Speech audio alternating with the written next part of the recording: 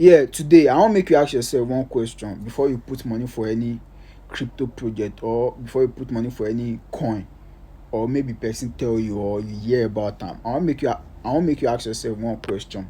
Wetin be this question? And if you fit answer that question well, I promise you go help you for a very long way and long term for this crypto space. Now ask yourself say, this coin wey I wan buy or this project wey I wan invest on for this crypto space, wetin dem get to solve for future? Shey dem get any usage for future? Shey people go need dem for future? Shey you get the point? Shey people go need dem for future? No dey buy coin because say your favourite celeb dey talk about am, Elon Musk dey talk about am. First ask yourself, this coin wey I wan put my money, this thing wey I wan put my money, shey e go dey useful for future? Shey people go need am for future?